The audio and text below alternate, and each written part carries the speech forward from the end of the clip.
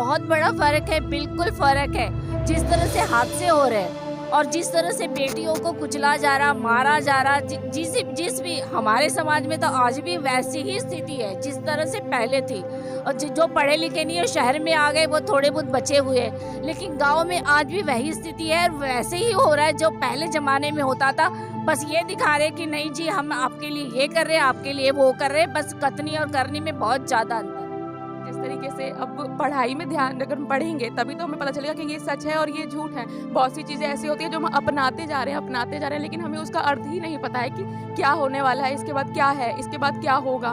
बस सब कर रहे हैं इसलिए हम अपना रहे हैं। अभी भी नहीं मैं मानती हूँ, क्योंकि अगर स्वतंत्र रूप से आज़ाद होती तो इतने रेप्स थोड़ी हो रहे होते। सिंपल सी बात है, अगर वो आज़ाद हैं तो उनको आज़ादी को जीने दो ना। उन्हें लेट नाइट जाने में इतने क्यों डर है? इसीलिए डर है ना, क्योंकि अभी भी वो आज़ाद नहीं है। जो मुझे ऐसा लगता है कि शायद अब महिलाओं को समझ आ जाए कि उस महिला को जलाया गया था जो कि गलत था। क्योंकि हम महिला दिवस लोग स्टेटस लगा देते हैं, पोस्ट कर देते हैं, सिर्फ उतना ही समझ पाते हैं, लेकिन कभी पीछे जाके नहीं देखते कि हमारे जो पूर्वज रहे हैं या जो महिलाएं हमारी पूर्वज रही हैं उनको किस किस उत्पीड़न से गुजरना पड़ा।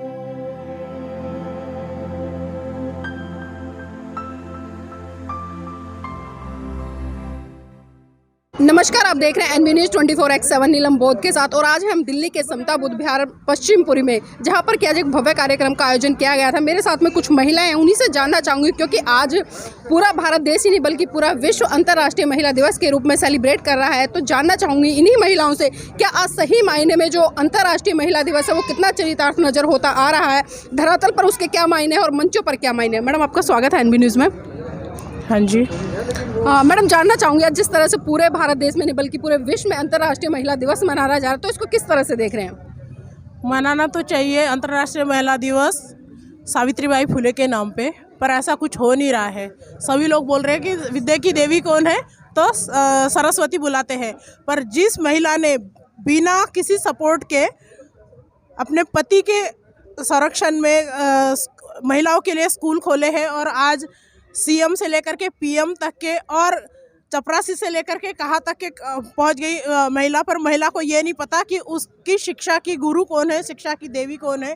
कभी भी पूछो तो शिक्षा की देवी सावित्री न कहते हुए सरस्वती बोलते हैं। अब हमें ये नहीं पता कि सरस्वती कौन से स्कूल में पढ़ी थी सावित्री से पहले, और वो स्कूल का नाम क्या है और कितनी पढ़ी थी ये नहीं पता। सावित्री के लिए हम ये बोल सकते हैं कि चौथी क्लास तक के महात्मा फुले जी ने अपनी पत्नी को पढ़ाया था और उन्होंने पहला स्कूल पूना में खोला था। जिन्होंने ग्रास रूट्स पे काम किया, जिन्होंने इंसानियत को जन्म दिया, जिन्होंने इंसान को इंसान समझा, उनका कहीं नामो निशान नहीं है। जी, आज जिस तरह से पूरे भारत देश के साथ साथ में विश्व में महिलाओं के सम्मान की बात हो रही है, तो क्या लगता है खाली एक दिन महिलाओं के सम्मान के लिए? बिल्कुल नहीं, एक दिन महिलाओं का सम्मान नहीं होना चाहिए। हमेशा महिलाओं का सम्मान होना चाहिए, क्योंकि मैं सोचती हूँ, लोग सोचते हैं कि ब्रह्मा सृष्टि का रचयिता है, लेकिन मैं सोचती हूँ कि एक महिला ही सृष्टि को आगे बढ़ाने का काम करती है। तो महिलाओं को हर पल हर पैगाम पे उसको इज्जत देनी चाहिए, लेकिन इस तरह से कुछ हो नहीं रहा। हम ही नहीं तो हर समाज की लेडीज़ आज भी उसी स्थान पे खड़ी है जिस स्थान से वो पहले थी, लेकिन थोड़ी पढ़ लिख गई इसलिए लड़ना जानती है, अपने लिए लड़ना चाहती है और अपने हक अधिकार को लेना सीख गई है वो। जी, एक तरफ सरकारें महिला सशक्तिकरण की बात करती है, दूसरी तरफ बेटी बचाओ बेटी पढ़ाओ जैसे नारे देखती है, लेकिन जब धरातल पर इन चीज़ों को हम चरितार्थ होते हुए देखते हैं तो करनी और कथनी में बहुत बड़ा फर्क नजर आता है। तो इस पर क्या कहेंगी? बहुत बड़ा फर्क है, बिल्कुल फर्क है। जिस तरह से हादसे हो रहे हैं और जिस तरह से बेटियों को कुचला जा रहा, मारा जा रहा, जिस भी हमारे समाज में तो आज भी वैसी ही स्थिति है जिस तरह से पहले थी। और जो पढ़े लिखे नहीं है शहर में आ गए वो थोड़े बहुत बचे हुए हैं, लेकिन गांव में आज भी वही स्थिति है। वैसे ही हो रहा है जो पहले ज़माने में होता था। बस ये दिखा रहे कि नहीं जी हम आपके लिए ये कर रहे हैं, आपके लिए वो कर रहे हैं। बस कथनी और करनी में बहुत ज़्यादा अंतर है। जी, यत्र नारी पूजन्ते तत्र रमन्ते देवता। जहाँ नारी की पूजा होती है वहाँ देवता वास करते हैं, ऐसा अक्सर हम धर्म ग्रंथों में पढ़ते हैं और सुनते भी आए। तो जानना चाहूँगी, आज महिला सशक्तिकरण दिवस है, तो क्या महिलाओं की आज़ादी के लिए, उनके सम्मान के लिए खाली एक दिन होना चाहिए या लगातार करते रहना नहीं, चाहिए? ऐसा नहीं है उनके लिए, ऐसा नहीं है कि एक ही दिन होना चाहिए, सारे दिन होने चाहिए। लेकिन एक लड़की के साथ साथ होने के साथ साथ अगर मैं पढ़ाई कर रही हूँ तो मुझे ये चीज़ पता होनी चाहिए कि मुझे क्या करना है और क्या नहीं। आजकल की लड़कियों को मैं देखती हूँ, वो व्रत रखती हैं, राधा को वो अपनाती हैं, लेकिन वो शिक्षा के बारे में पढ़ना भूल गई हैं कि हाँ, एक औरत थी जिसने हमें अधिकार दिलाया पढ़ने का। जैसे कि आप जानते हैं सावित्रीबाई फुले, इतना ऊंचा उनका नाम था, उन्होंने पढ़ने के लिए बहुत कुछ किया, अपने ऊपर पत्थर खाए, गोबर की, उनकी ड्रेस जो थी, वो कपड़े थे जो ख़राब हो जाते थे रास्ते में जब वो जाती थी, पर वो सब लड़कियां भूल चुकी हैं। उन्हें राधा और बाकी आप जानते ही हैं जो व्रत रखती हैं। जी, अगर हम महिला सशक्तिकरण की बात करें और महिला सशक्तिकरण के तहत ही आपसे जानना चाहूँगी, जिस तरह से जो महिलाएं जो राधा की पूजा करती है, उसको आराध्या मानती है, तो क्या सीख लेती हैं उनसे? ऐसे तो मैं नहीं बता सकती कौन क्या शिक्षा लेता है किससे, क्योंकि हर किसी का अपने पढ़ाई पे, अपनी शिक्षा पे निर्भर करता है वो कैसा ज्ञान कौन सी जगह लेता जाता है। लेकिन आजकल के लोगों की ना एक बहुत बड़ी कमी है कि वो विश्वास पे नहीं, अंधविश्वास पे यकीन करते हैं। तो सबसे बड़ी कमी को जब तक हम ठीक नहीं करेंगे तो हम आगे कैसे बढ़ सकते हैं। किस तरह का अंधविश्वास? जिस तरीके से अब पढ़ाई में ध्यान अगर हम पढ़ेंगे तभी तो हमें पता चलेगा कि ये सच है और ये झूठ है। बहुत सी चीज़ें ऐसी होती हैं जो हम अपनाते जा रहे हैं, लेकिन हमें उसका अर्थ ही नहीं पता है कि क्या होने वाला है, इसके बाद क्या है, इसके बाद क्या होगा। बस सब कर रहे हैं इसलिए हम अपना रहे हैं। मतलब सोच विचार नहीं है। जैसे होली का ही आज आप ले लीजिए, बहुत सी औरतें पूजा करती हैं पर किसी को नहीं पता उसका मतलब कि वो क्या था क्या नहीं। बस हर किसी ने जो एक छोटी सी स्टोरी सुनी है कि एक औरत को जलाया जाता है, ये सब हम सोचते हैं और हम ही बताते हैं लोगों को, लेकिन कोई हमारी ये चीज़ नहीं सुनता है। तो क्या लगता है आपकी दृष्टि में जो होली का त्योहार है वो नहीं मनाना चाहिए? बिल्कुल नहीं बनाना चाहिए, क्योंकि वो एक औरत थी जिसको जलाया गया। एक भाई को बहुत बुरा लगेगा अगर उसकी बहन को जलाया जाएगा, किसी को भी अच्छा नहीं लगेगा। उस चीज़ को हम एक जैसे कि मतलब कि कहने का मतलब यही, जैसे अब हम उसको नहीं मनाएंगे तो हमारे लिए ठीक है, लेकिन हम ये चीज़ समझाएं कैसे? हम सबको तो नहीं दे सकते ना वो वाला ज्ञान कि हाँ आप ऐसे मत करो, क्योंकि फिर उनके आर्ग्यूमेंट्स होते हैं और आर्ग्यूमेंट्स हम ऐसे कैसे सब लोगों के सुन सकते हैं और बता सकते हैं। अच्छा, एक सवाल पूछना चाहूँगी आपसे, आपके घर में भाई भी है? बिल्कुल है, मेरा भाई। जब आप घर में काम करती हैं तो घर में काम किस तरह से करती है? भाई भी करता है या खाली आप ही करती है, मम्मी आपको ही बोलते हो? बिल्कुल मेरी मदद करता है वो मेरे काम करने में। और जब मैं कहती हूँ कि आज मैं ठीक नहीं हूँ, मैं बीमार हूँ, मेरी तबीयत ठीक नहीं है, वो समझता है मेरी सारी चीज़ों को, तो वो बोलता है कि हाँ मैं मदद करूँगा आपकी, आप रहने दो। मतलब वो चीज़ें तो नहीं है कि पुरुष है तो पुरुष होने के नाते महिलाओं को ही घर का सारा काम करना चाहिए? ऐसा नहीं है, क्योंकि हमारे माता पिता ने हमें ऐसी शिक्षा दी है, बचपन से हमें ये समझाया गया कि लड़का और लड़की बराबर हैं दोनों, और बराबर होना भी चाहिए, क्योंकि जो दर्द लड़की सहन करती है वो लड़का नहीं करता। उसको छोटी सी उम्र में ये चीज़ सिखाई गई है, इसलिए वो शायद हमारी मानता आगे चल के अपनी पत्नी की भी बात सुनेगा ही। जी, इसी कड़ी में और भी लोग हैं मेरे साथ में, कुछ बिटिया, उनसे भी जानना चाहूँगा। आपका नाम क्या है? सुष्मिता। सुष्मिता, क्या करते हो? मैं ट्यूटर हूँ और प्लस में अपनी स्टडी अभी कंटिन्यू की हुई है, मैं मास्टर्स कर रही हूँ। अच्छा, महिला सशक्तिकरण के आपके नज़रिए में क्या मायने हैं? मेरा ये मानना है कि अब जैसे इन्होंने कहा कि होलिका को नहीं जलाना चाहिए, हम लोग होलिका को जलाना ना जलाना डिसाइड करने से बेटर मैं ये मानती हूँ कि अगर हम नहीं मानेंगे तो हो सकता है हम आने वाली 7 पीढ़ियों को भी रोक सकते हैं, क्योंकि हम नहीं मान रहे उस चीज़ को।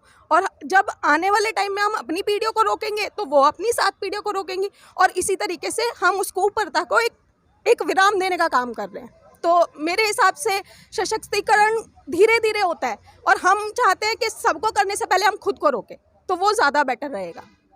तो क्या लगता है, जिस तरह से हम देखते हैं जब चुनावी माहौल आता है तो चुनावी में जब महिला सीट रिजर्व होते हैं तभी महिलाएं निकल कर आती है, तो क्या आप इसको महिला सशक्तिकरण की डेफिनेशन दे सकती हैं कि सिर्फ महिला सीट है तभी वो निकल कर आ रही, उससे पहले नहीं निकलती? हाँ, इस चीज़ के लिए मुझे भी लगता है कि उससे पहले भी महिलाओं को निकलना चाहिए।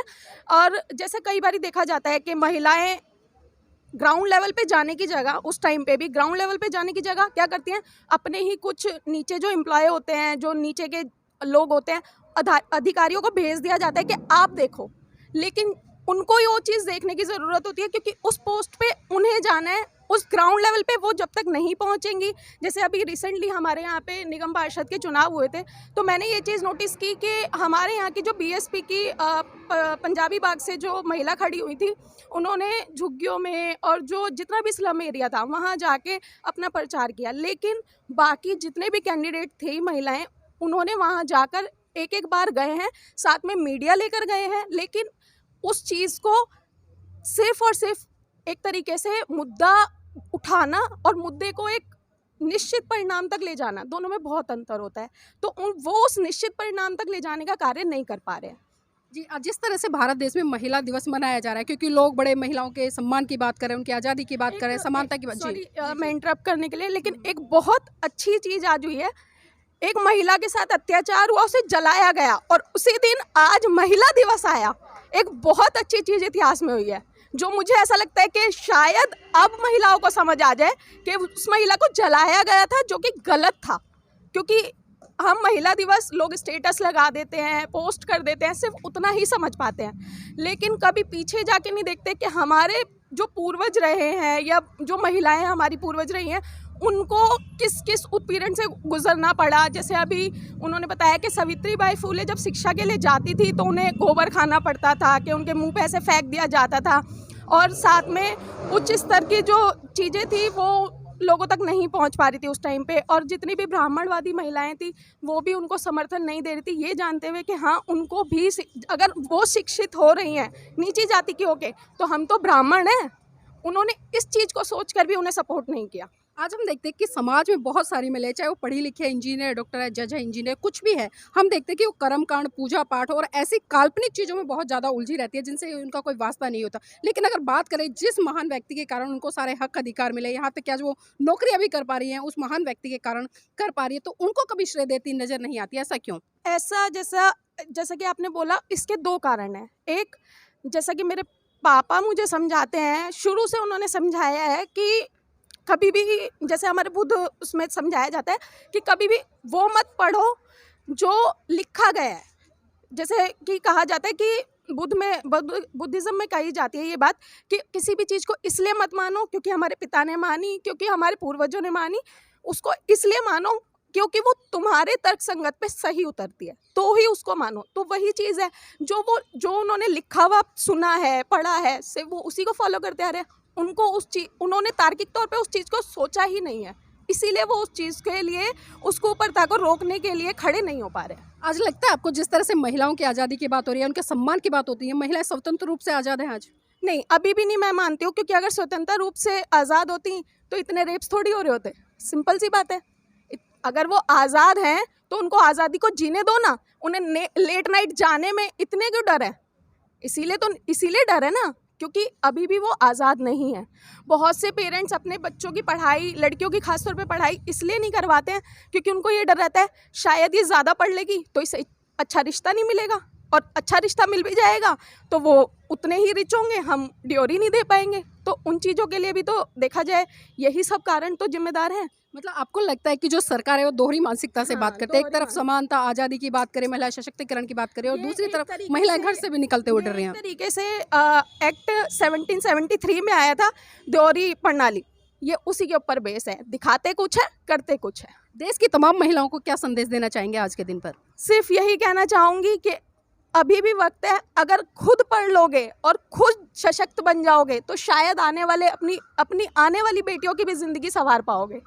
जी, बहुत बहुत धन्यवाद आज की इस चर्चा में जुड़ने के लिए। और देखिए, यहाँ पर हमने तमाम महिलाओं से बात की और एक बात बेसिक तौर पर निकल कर आए कि जिस तरह से लोग लगातार महिला सशक्तिकरण की बात करते हैं, महिला को सम्मान की बात करते हैं, वो सम्मान खाली एक दिन नहीं होना चाहिए, बल्कि सम्मान लगातार होते रहना चाहिए। क्योंकि जो व्यक्ति समाज में निकलता है, काम करता है, और उसका सम्मान तो लगातार होते ही रहना चाहिए। सिर्फ खाली एक दिन मंच सजाने से, एक दिन भाषण देने से, एक दिन महिला के सम्मान के लिए बड़े बड़े आयोजन करने से नारी का सम्मान नहीं होता। अगर सही मायने में नारी का सम्मान करना है तो उनको लगातार हर क्षेत्र में खुली उड़ान भरने के लिए आज़ाद छोड़ना चाहिए, और उनको स्वतंत्र रूप से वो सारे हक अधिकार देना चाहिए जिसकी वो हकदार हैं।